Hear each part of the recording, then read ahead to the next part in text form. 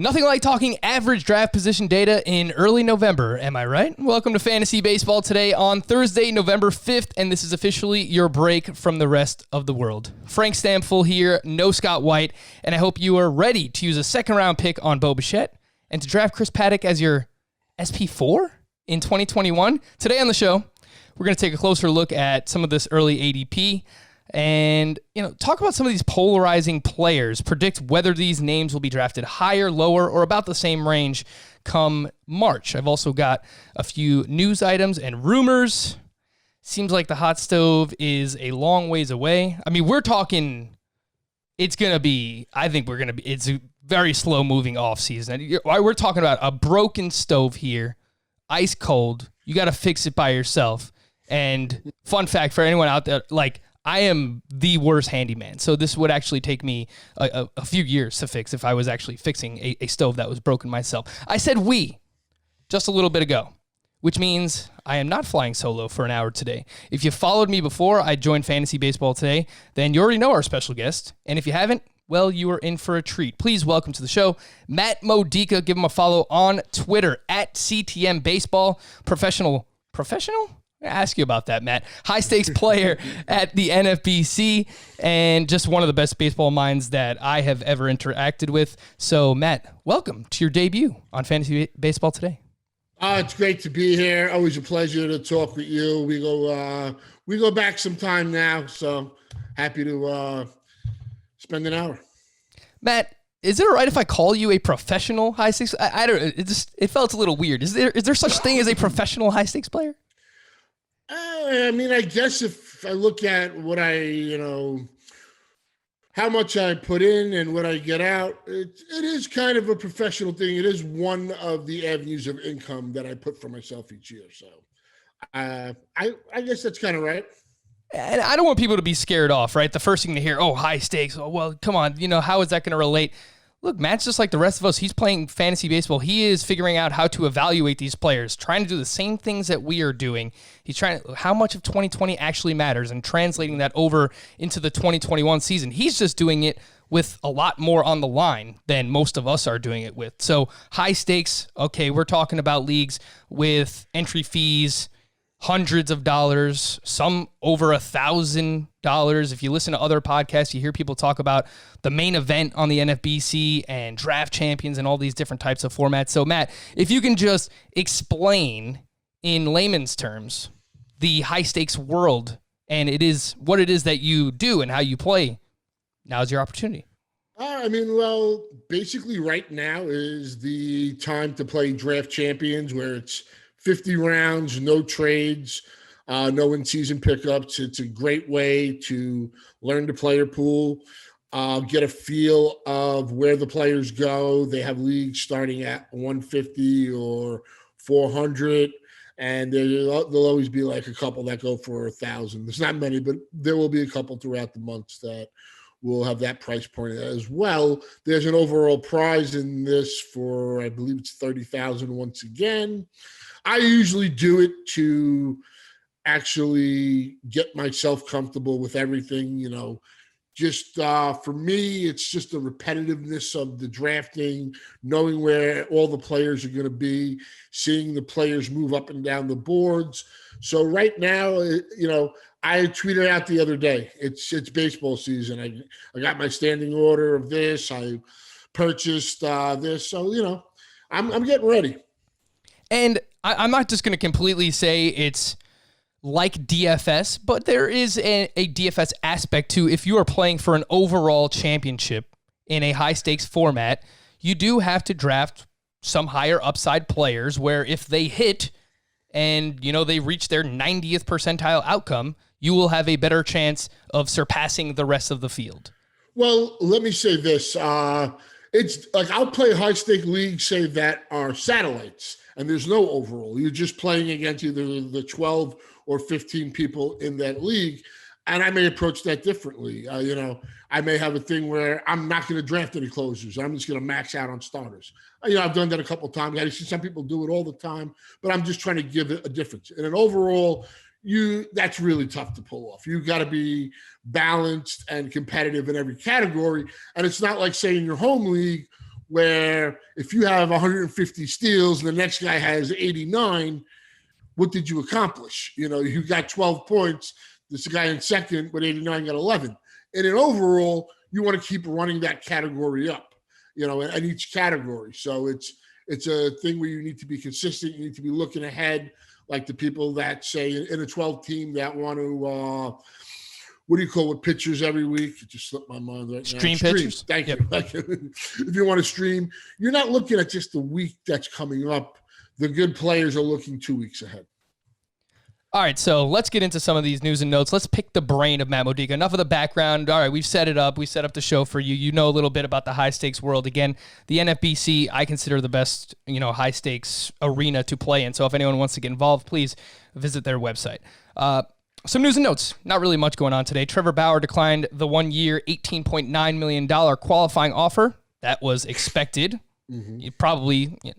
He is the best starting pitcher on the market right now, and it will be interesting to see where he lands. He's talked about wanting to pitch every fourth day. That would certainly elevate his value for fantasy baseball purposes. But again, I think a slow-moving offseason. The Mets, we talked about this just before we started, Matt.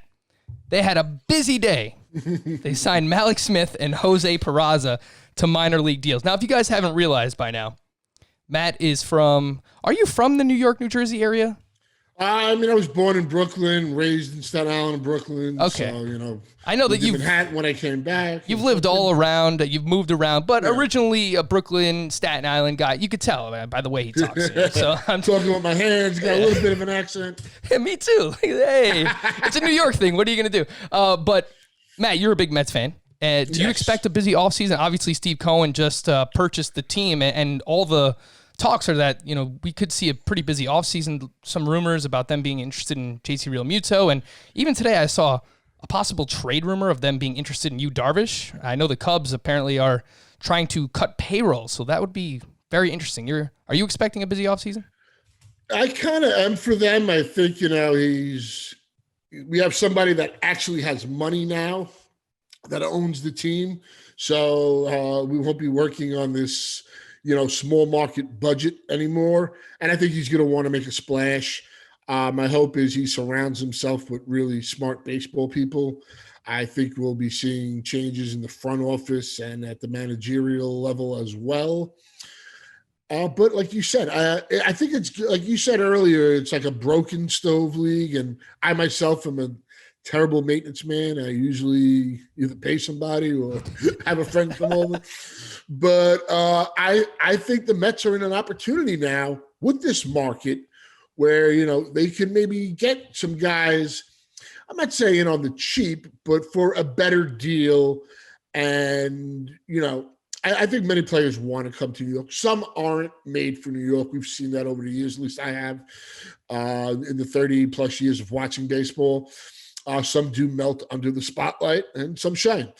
But I'm very excited for it. I think he's going to, get the right people in, and the opportunity is there to strike. A lot of teams you see there, $10 million 1-year deals. They're, who is it? Wong, Hand.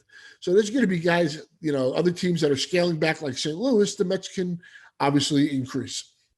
Jeff Passan of ESPN reports that players want to keep the universal DH for 2021, but owners want them to agree to keep the expanded playoffs for 2021 in exchange. So seems like a fair trade-off for both, I guess. I'm hoping the DH is around. One of the names that we'll talk about a little bit later on is Dom Smith, and he probably needs the DH in order to reach his ceiling. So I'm hoping that sticks around.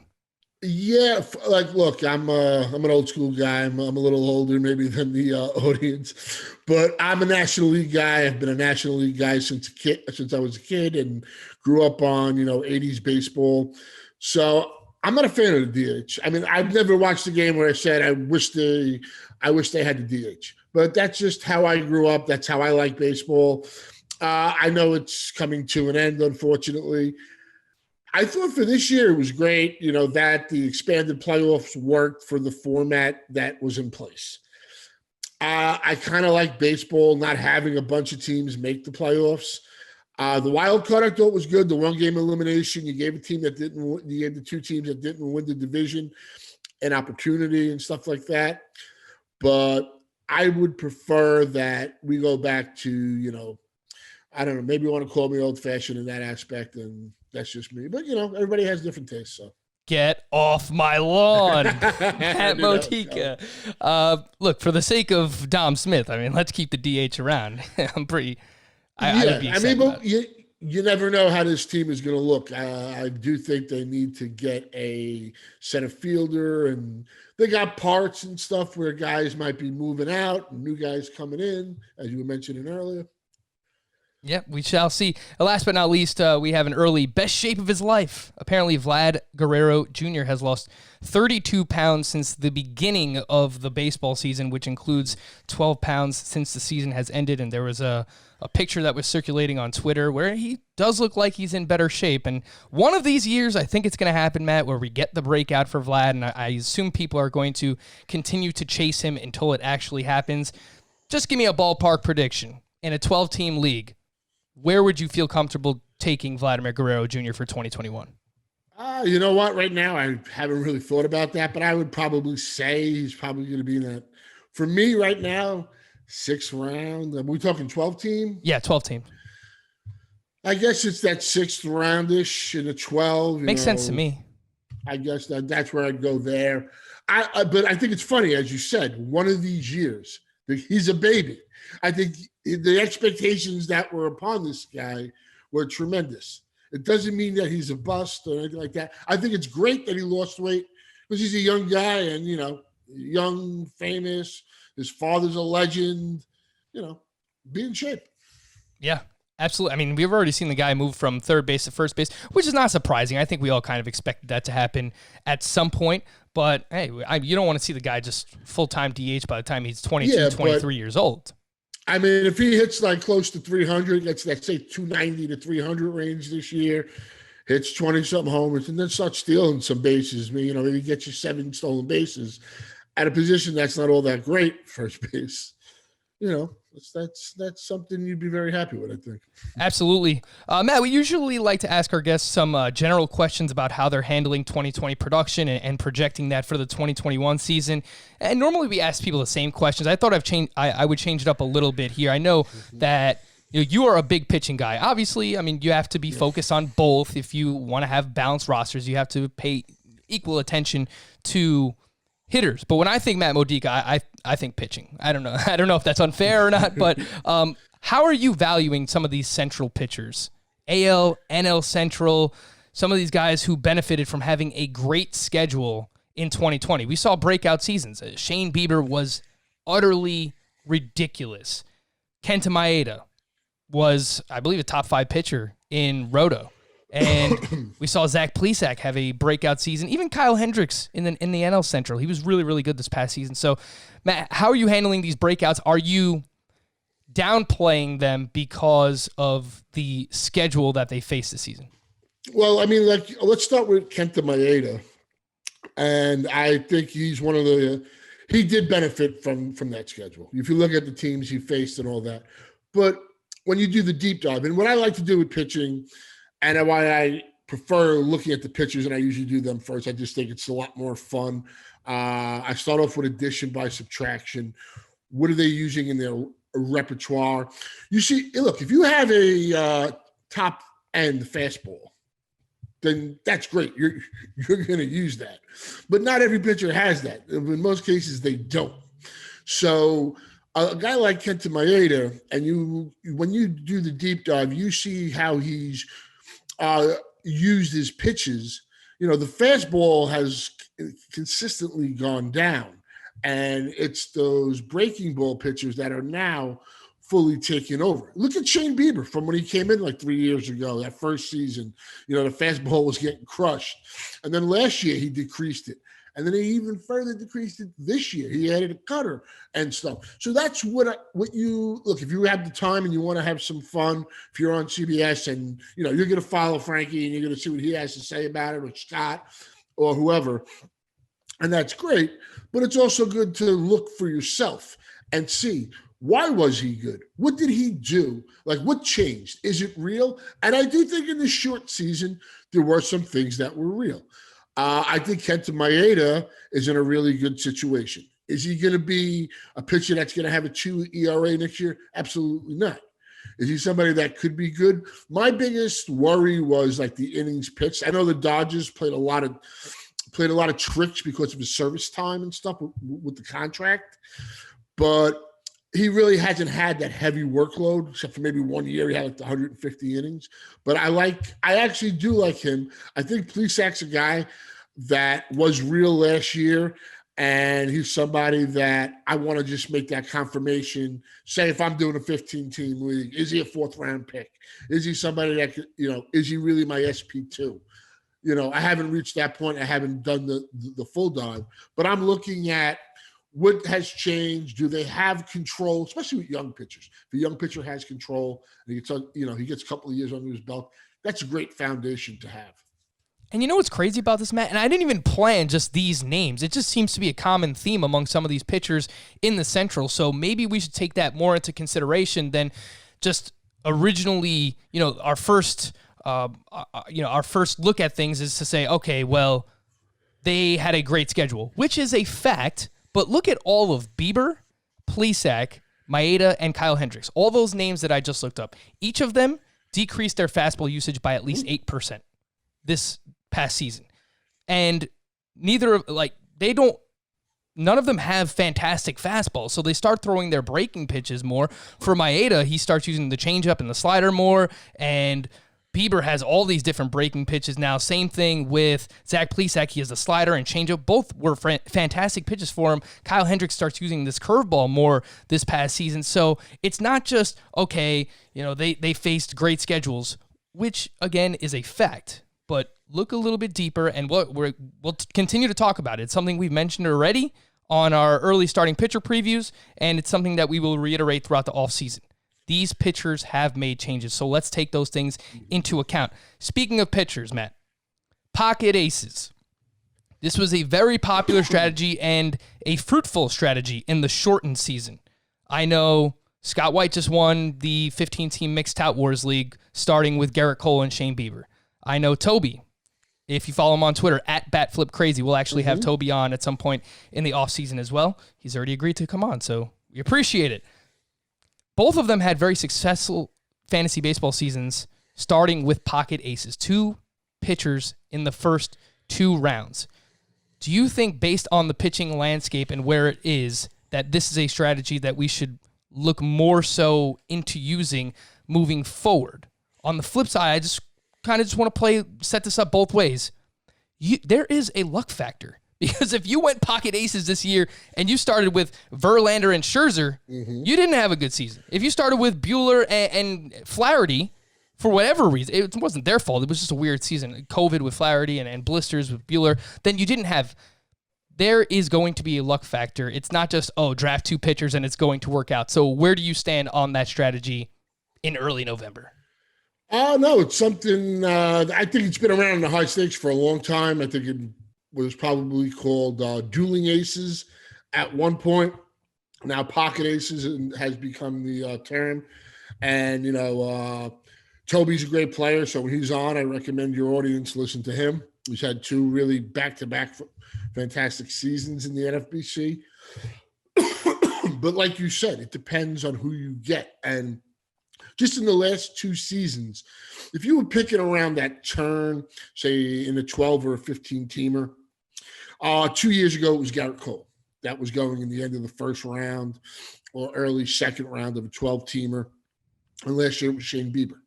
So if you got those guys, that was fantastic.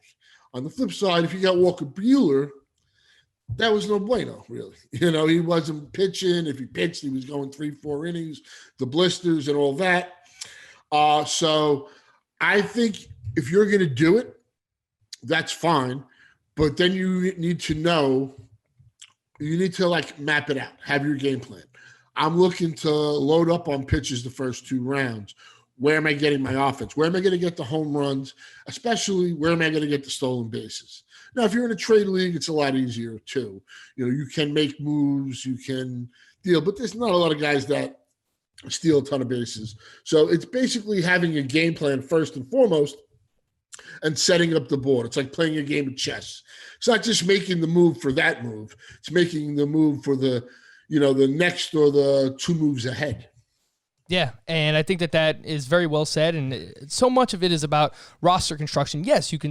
There are many different ways to win. There's not just one, okay, I'm going to take two pitchers to start, and that's it. That's the rest of my draft. I've already won my league.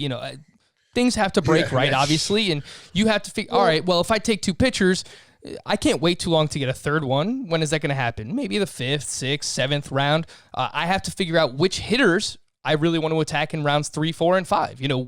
Who are the hitters that stand out to me that can profit? Because there are guys every year. You look at rounds 3, 4, and 5, and you realize, all right, well, this guy can return first-round value. Why is he going at this point? A few guys already kind of stand out to me, like Anthony Rendon, I think, is a guy that can return near first-round value. He's early ADPs going in like borderline 3rd, 4th round range. Same thing with Nolan Arenado, if he's healthy.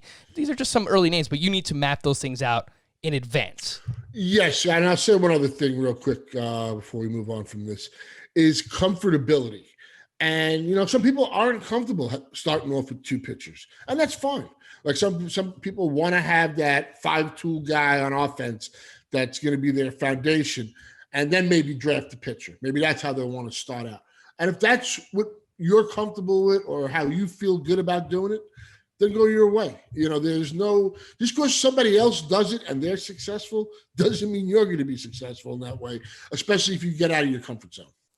And I think it's a good point too, is like every year is different too, Matt. Like this upcoming season, you could identify 10 pitchers that are going between rounds 5 and 10 that you really, really like. And you think, okay, if I get 3 or 4 of those guys, then my pitching staff could be all right. So every year is different. It's not just, okay, well, drafting 2 pitchers in the first 2 rounds has worked in the past. That means it will always work. Just put a bow on this conversation, but I liked where it went here. Some roster construction discussion, some game theory discussion as well when it comes to fantasy baseball. Let's jump right in. Names that stood out to me in some of this early ADP, courtesy of you, Matt, that you provided. So I appreciate that. This is some ADP from NFBC early drafts. So the first one that stood out to me, Matt, Bo Bichette. And his ADP right now is 21.5. And, in the 29 games that he played in 2020, he was great. There's no doubting it. 301 batting average, 5 home runs, 18 runs scored, 23 RBI, 4 steals. Looks like a 5-category contributor. StatCast really likes this guy as well. Matt, how you feeling about Bo Bichette early on? Because it seems like a very big price tag for someone who has performed, but in just a small sample thus far. Well, in this 2-month season, I guess we call it, I was taking him in the early 3rd, paying that mid-20s, maybe a little more in a couple of auctions I did.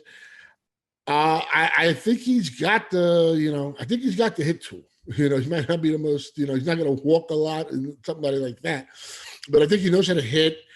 He has the speed. That's where I'm most concerned, is him actually, getting that 20-plus stolen bases. He's got the speed to do it. I'm not really worried about that.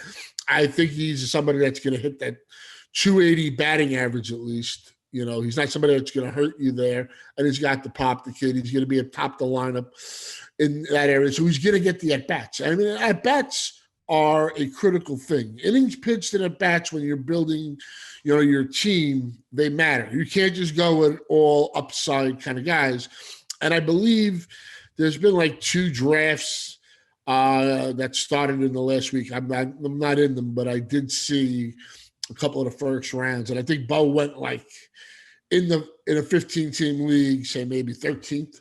Oh my God. So I don't think that's crazy, because people were pretty high on him last year. In a 15-team league, he was going late 20s, early 30s, at one point. So, you're going to pay for it if you want. I'm not saying I'm going to get him at 13 right now. I haven't mapped out my board yet. I'm just collecting the data right now. But he's going to be a very popular name, and you're going to pay a high tax on him. Bo Bichette has played 75 career games thus far, batting .307 with 16 home runs and 8 steals. If you double that, just for the sake of this conversation, that's 150 games, 32 home runs, and 16 steals. So there is a lot to be excited about. How about this? Just because I knew we were going to talk about him, I looked at 3 different projections, and between like Masters Ball Steamer and say the Bill James Handbook, it comes out to 22.3 homers, 92 runs, 82 RBI, 24.6 stolen bases, and a 279 batting average. So that seems like a good player. That doesn't seem like a second round pick. Obviously, this is also, if he's going to hit 280, say he hits 25 home runs, say he scores 100 runs, and if he's going to steal 25 stolen bases, you're getting that production pretty much across the board. And I said this during our early shortstop preview. I am getting a bit of a Fernando Tatis vibe from Bo Bichette. Someone that you have to pay up very highly for, but we know what the skill is, the prospect pedigree, and we're dealing with a small sample to this point. So I really like that comp you did there. It's like something like you said, you don't have and a lot of people in that first round, and a lot of times they're right, they want to have seen the guy done it before. But like you saw with Tatis, he proved that he can do it again. So. Yeah, that and then some. All right, so the early ADP for Bo Bichette is 21.5, which puts him in the late second round of a 12-team league. Matt, do you think this will be higher, lower, or about the same come March? I think he will go higher come March.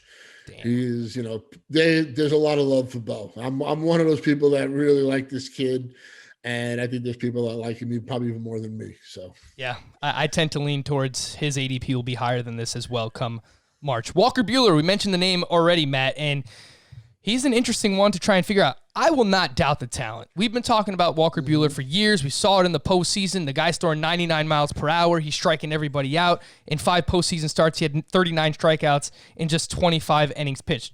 However, he got a late start to summer camp, never really gets the innings built up. He has all these blister issues. It's a messy situation, Matt, for someone who has a 24.5 ADP early on.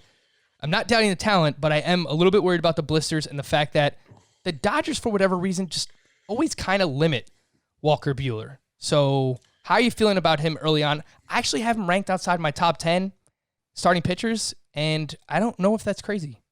I'll say this. I was kind of disappointed he killed it in the playoffs. I'm a big Walker Buehler guy. Pretty much, if you're pitched for the Dodgers and you're a high-end talent, I think you deserve a bit of a premium, a little extra tax on you. It was a 2-month season. It just never worked out for him during the regular part of that season with the blisters and stuff. But he showed you what he could do in the playoffs. I don't think he's gone outside the second round so far and say the handful of drafts that have happened. And the Dodgers are going to be a really good team again next year. He's their ace. And he's not like a 22-year-old kid that they got to continue to baby.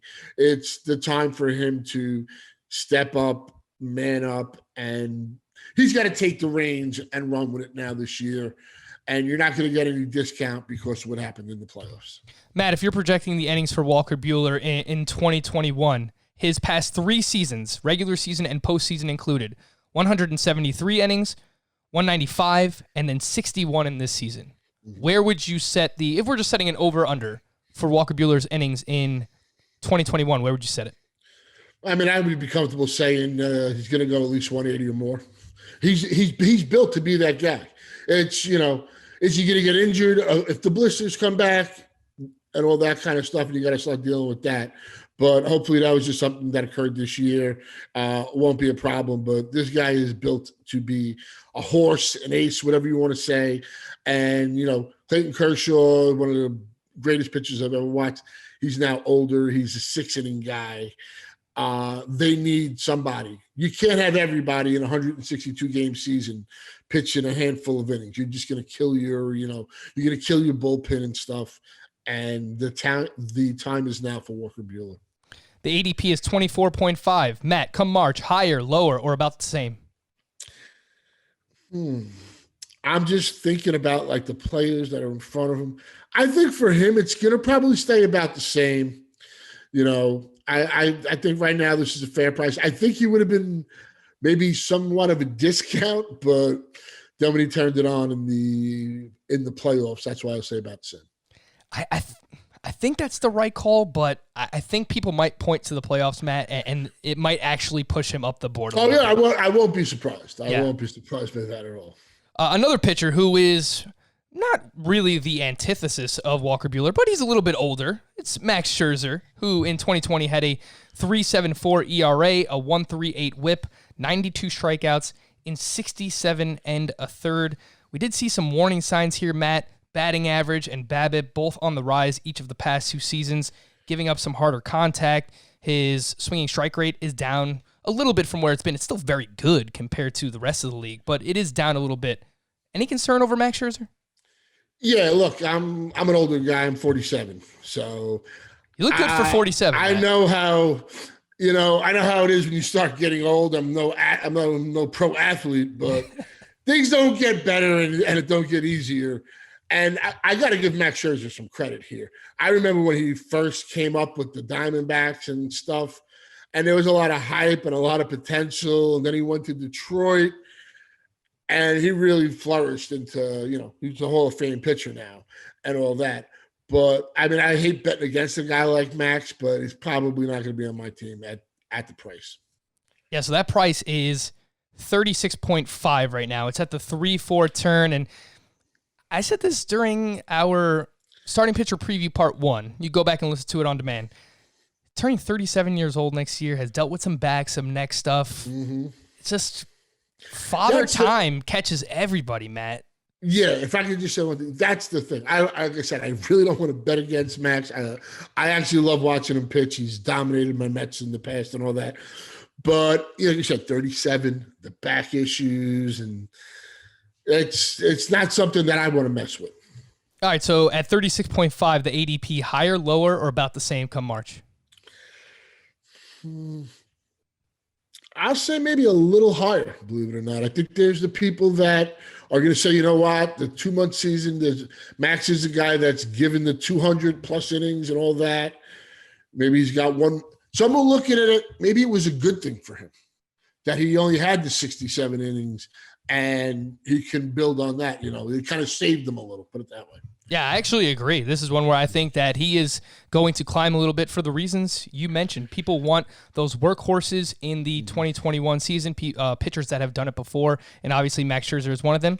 Don't think he's going to be on any of my teams either, but there is a lot of offseason to study and read and figure things out when it comes to Max Scherzer. We're going to take a quick break. Just want to remind everyone, Scott White will be back next week, and we'll have a mailbag segment towards the end of the podcast on Tuesday. So continue to send in questions via Apple Podcast review. Remember, if you've left a review before, you can leave another one or email us at fantasybaseball@cbsi.com.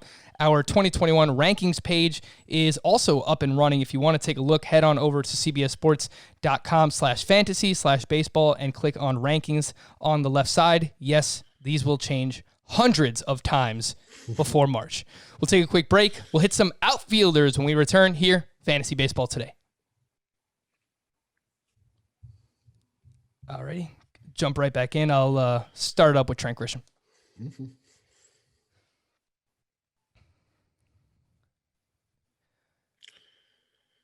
So Trent Grisham was awesome in the 2020 season, and he's another player where we have to figure out, should we pay the price based on just this short season of production? He hit 251, has great plate discipline, OBP over 350, doesn't strike out all that much, 10 homers, 42 runs, 26 RBI, and 10 steals. And I don't think the steals are going away. I've said that about all of the Padres. I think that is a stamp in Jace Tingler's managerial style, and I think that it will remain with the Padres in 2021. Matt, Grisham at 50.5. You're talking about end of the 4th, early 5th round. What are you thinking here? I think the only thing really is the batting average. I think he's going to deliver you, the home runs. He's going to steal, say that 15 plus stolen bases, which is really nice. But what is your expectation on a batting average? I think one of the things you have to be honest when making or when looking at projections, at least I try to do, is what is the realistic outcome? Like, is he going to beat that projection? You think he'll make that projection? Is it too high of a projection? So I think he's going to be a very popular guy here. And another good team. He's surrounded by good players.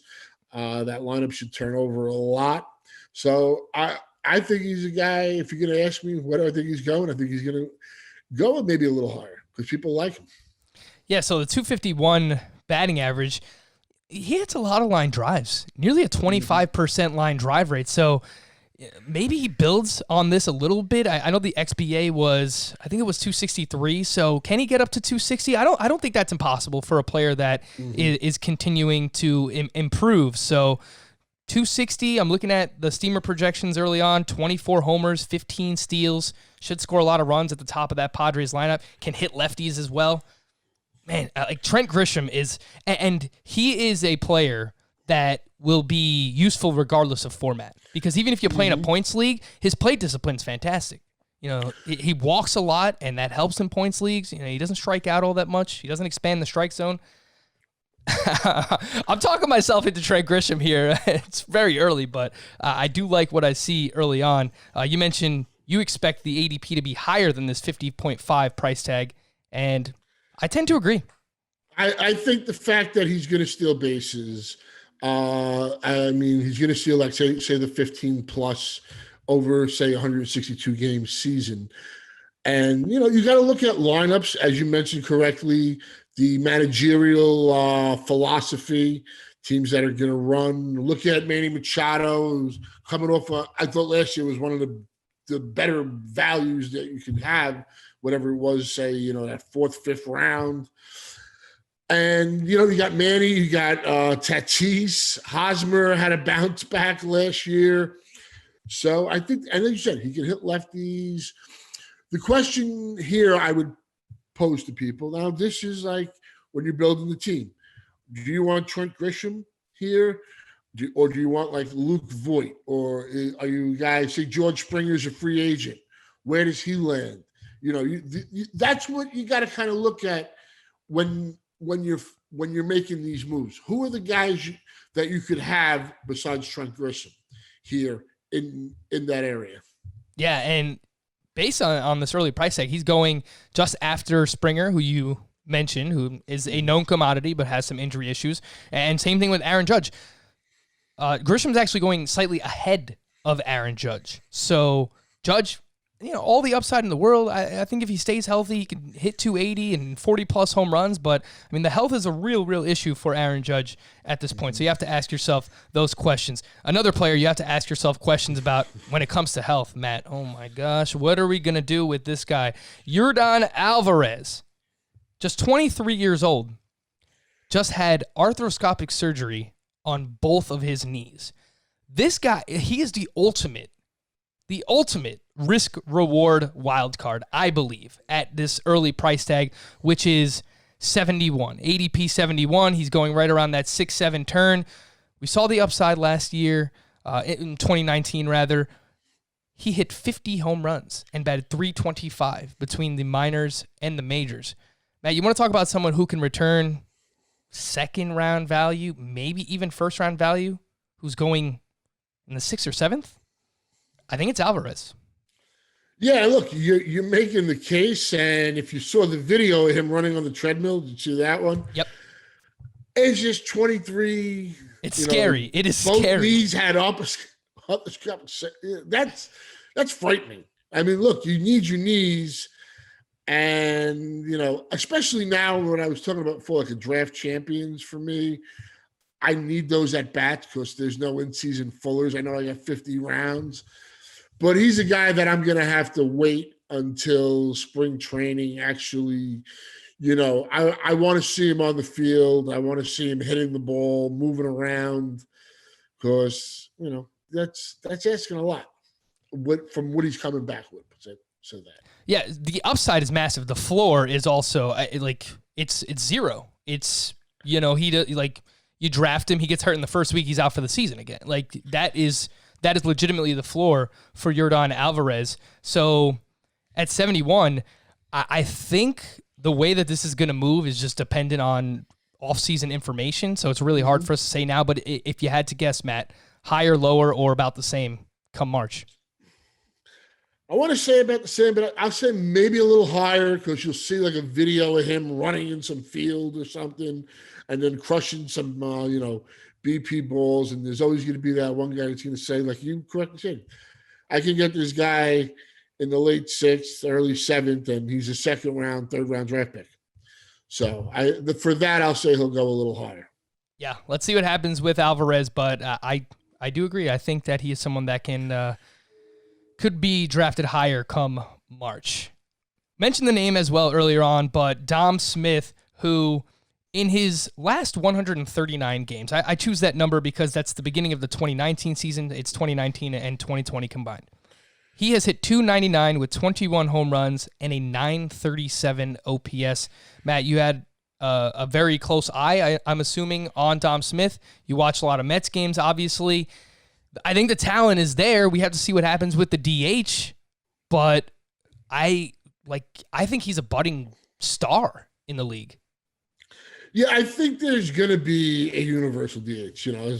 I'm opposed to it, but I think it's inevitable now. Once you do it, and I think the expanded playoffs are going to happen as well. So I think both sides are going to agree to help each other out here, and that'll get worked out.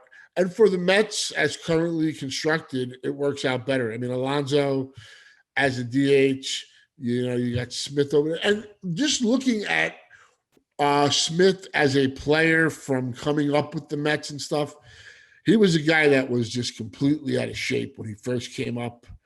And it was kind of disappointing. Like we see how like Vlad now lost 32 pounds over the last 6 months, got himself in shape. You've seen Dom Smith. I was like, when I first saw him come up, I'm like, this guy's body is not good for a pro athlete. And that's changed. I think last year he was like if he didn't lead the league, he was up there in doubles. I know that. He was just, slapping that ball around. I'm not sure where I have him yet. I think this is going to be one of the more difficult ones. Of course, I don't know what's going to happen. I think the playing time is he on the Mets? Is he traded? Because I think this roster is going to be evolving over the course of this long winter. Yeah, and I brought up the possibility. I don't want to speculate too much, but if they go out and make a trade for a big-name starting pitcher like Yu Darvish, Dom Smith might be involved in that trade. And just looking at their current roster resource page, you can find these over on Fangraphs, what every team's projected lineup looks like right now. They do have Dom Smith in left field, and they are using these lineups without the DH in the National League. And there's a bit of a roster crunch here. They have Jeff McNeil on the bench as of now. They have Ahmed Rosario on the bench. So it's one of these situations where he almost needs to hit if he's on the Mets come next year because they have a lot of options behind him. I think that he will. I have faith in the player and the profile and what I've seen to this point. But 105 is the price tag at this point, Matt, which is the 9th round, shallow first base position. What are you thinking here? Higher, lower, or about the same come March? Maybe a little. I'm gonna say higher because I think there needs to be. I think he needs to have secured playing time, put it that way. And I think that's correct outlook for it. I'm not saying he's not a good player, what he can and can't do. But right now, if you want a guy that's going to give you that is going to have the everyday role, put it that way. Yeah, I think it's going to be about the same, this 9th round range.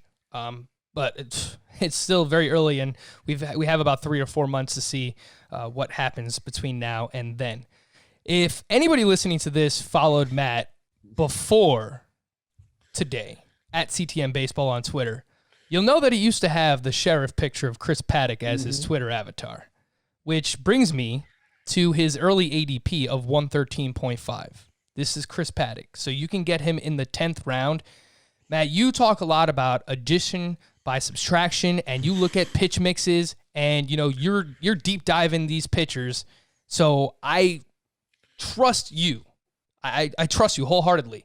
When it comes to Paddock, what do we do? Is he just a two-pitch guy? I mean, last year he was basically a one-pitch guy. His fastball got smacked around. He has a phenomenal changeup. He throws 93, 94. He's supposed to have all the command. He tried to mix in a curveball and a cutter last year. It didn't really work. Those pitches were not good.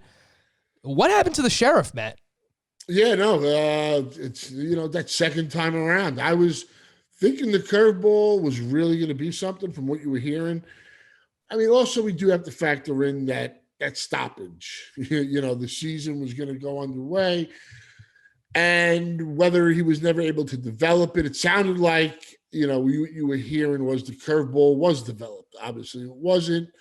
Obviously the fastball command was not there. That has to come back. I mean, right now, would you take Zack Wheeler or Chris Paddack going into next year? They're going right next to each other. Both seem like good values. Oh, yeah, no, but I'm going to take Zack Wheeler. I know I'm going to get the innings. He's got the contract.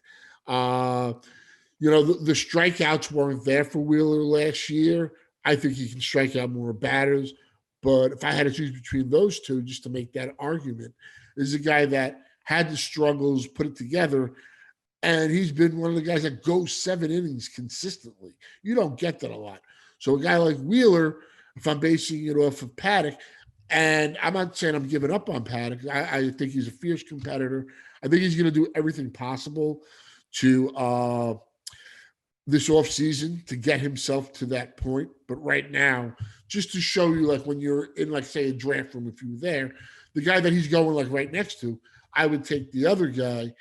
But he's somebody that I'm going to do a nice deep dive on, obviously. And I'm going to have on say, a watch list that I want to see every time he's out there in the spring and he's throwing. And I want to follow him on the offseason to see what improvements have been made.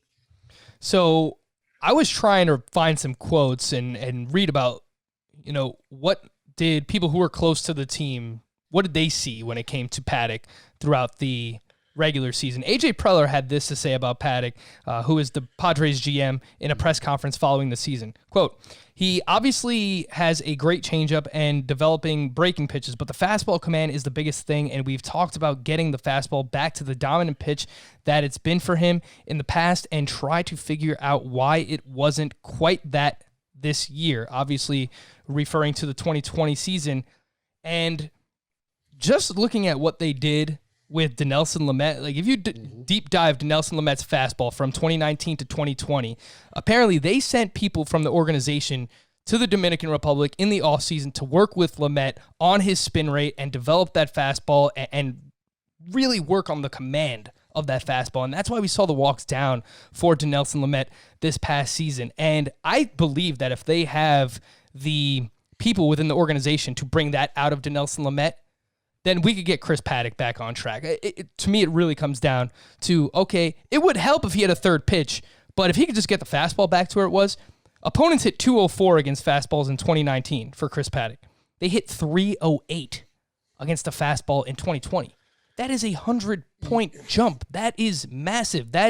You don't normally see that. That is a huge jump. So this is just a name that early on, I'm with you. I like Zack Wheeler as well. If I'm putting these two, I believe I have Zack Wheeler ranked ahead of him already. I pull up my rankings here. But Chris Paddack is someone that I have identified where I'm kind of throwing the numbers out a little bit from this shortened season, and I'm just trusting the pedigree and the stuff for him to get back on track in 2021. And honestly, Matt, I think there's a few players that we're just going to have to do that for this upcoming season. Like, I think we just have to throw 2020 out for some players. Oh, yeah, no, absolutely. There are some players that you can kind of throw out, but there are some players that did have real growth, and you have to capture that, and you have to say, and expand on that going into 2021. But like you said, and as the GM pointed out, look, everything works off of the fastball. You don't have to throw the fastball 57% of the time. But if you can spot it and use it, then, and you have a great changeup and you could develop a good enough curveball, that'll make you a hell of a pitcher. That'll just expand everything for you and why it's so important. And if they did it for Lamet, hopefully they can do it for Paddock. And I do not doubt the guy's his motivation. He's one of the guys just absolutely loved watching him compete on the mound. Looking at our early ranks, Scott and I both have Zack Wheeler at SP 29, and I have Paddock at 31, and he has Paddock at 34. So, as of now... like I said, my point is, like, say now if one of your listeners or somebody, even yourself, you went into a draft champions where you have no in-season pickups, and innings pitched right now is going to be key for that rotation that you're going to build. That's where you got to look at it. Like, who are the guys going around him, and how are you going to set that up? So the ADP 113.5 in a 12-team league, this is the 10th round. Matt, I think it's a lot will depend on what he does in spring training, but I think undoubtedly it will be higher. I'm not saying you're wrong. I think it'll stay around here for now, because I think people, as you said, are going to look at the negatives. I mean, people have, you get burned and some people won't go back. And I think that's the worst way to look at it. Absolutely. It's because somebody burns you and now they become, they're like a depressed stock that you loved them last year. What happened? What were the reasons why? And if you think they had the talent and it's a move here or there, a tweak, side of the rubber, whatever, then that's something where you could really return a nice profit on. So I'm going to say for now, it's going to stay about the same, because there are too many people that were burned and they're going to be hesitant. We were going to get to Randy Arozarena, which of course is just the talk of the postseason, and he should be, but we'll save that for another day. We have a whole offseason to get to some more polarizing. I'll just say this about him. The one thing I did know when I looked at the Steamer projections was he looks a lot like Louis Robert. I want to say Robert so bad. I think it is Robert, actually. I heard it's going to be Robert now? Throughout the season, it was Robert. And then I saw a report on Twitter that Robert said for people to call him that so that it was easier for American announcers, basically. But he said it's actually pronounced Robert, and that was maybe a couple of weeks ago, a month ago. I hope so, because that's what I wanted to call him anyway. I think it's Robert now. I think it's Robert. Good. I mean, I'll even bump him a spot or two just for that. But, yeah, no, that was one of the things. The other thing I'll just say about Steamer projections for your listeners and stuff is if you see, like, you don't agree with the, say, playing time, the at-bats or the innings pitched, like, why the hell's Carlos Correa playing 150 games? He never plays more than 80. Look at the Steamer 600 or for pitchers like the 200, and you can adjust it yourself, because they have their own guys making the adjustments. But you can look at it that way. It's just another tool to use for yourself. And some people listening right now might be thinking, what the heck is a Steamer? Where do I find this? What are these projections that you're talking about? And I will explain it to you right now. If you go to fangraphs.com and you look at a search for a player in the top left, and you look up Randy Arozarena, you'll see a bunch of these numbers. You'll see his stats on the dashboard. If you click on projections, right at the top here, it says postseason, projections, minor league, regular MLB seasons. There are a couple of drop downs. You click on projections, you will see the Steamer projection, which is a projection system, which, as of now, projects Randy Arozarena for 25 home runs and 21 steals for the 2021 season, which is a pretty damn good season. So that is a way that you can find some of these projection That's basically systems. Trent Grisham. He's got less stolen bases. Yeah, and this early ADP for Arozarena, 117.5. I think another player that will be on the rise. Just a little sneak peek. Matt, I appreciate your work when it comes to pitchers, and I know in the past we've worked together, and you've pointed out and successfully called breakout seasons for James Paxton and Aaron Nola. I don't want you to give away the secret sauce or anything, but do you have one or two guys that you're looking at earlier on that you are identifying as potentially being those breakout guys for 2021? I mean, the one guy, I think I put a tweet out, if he got like 30 starts, would return a windfall of riches this year. I think it's Yordan Montgomery of the Yankees. I think he's got the pitch mix, the addition by subtraction. I think coming off of the injury, being able to pitch this year helps him tremendously. Now it's a full off season. The Yankees are a really good team. He's going later. He's going later on. So this is a guy that has the opportunity to hit. He would be one of the guys. I mean, I think everybody likes Zach Eflin. I think is going to be a popular name. I think if Freddie Peralta, you've seen the curveball and stuff, ever got that chance, you saw him in the multiple innings. I don't know if he ever gets into that rotation and can stick. He's somebody, and I'll go back to somebody who spurned my Mets, Marcus Strowman, who the Mets did offer the qualifying, gave him the qualifying offer. I think you'd be foolish to turn that down this year. I think you take that, you bank basically $20 million, and you try and piggyback that to like a multi-year deal next year. Same for Kevin Gausman, who the Giants were trying to work out a long-term, work out a contract extension. If you look at Gausman, you know, what he was able to do down those like last 8 starts, it's really impressive. If he's back in San Francisco, if he gets traded to a good team, I think there's some good stuff there as well. So that was just a couple of guys. There you go. Fantastic. Matt Modica. Make sure you follow him on Twitter at CTM Baseball, professional high-stakes fantasy baseball player over at the NFBC. Matt, thanks so much, buddy. Always a pleasure. Thanks for having me. For Matty Mo, I am Frank Stanfield. Thank you all for listening and watching Fantasy Baseball today on our YouTube channel. We'll be back again on Tuesday. Bye-bye.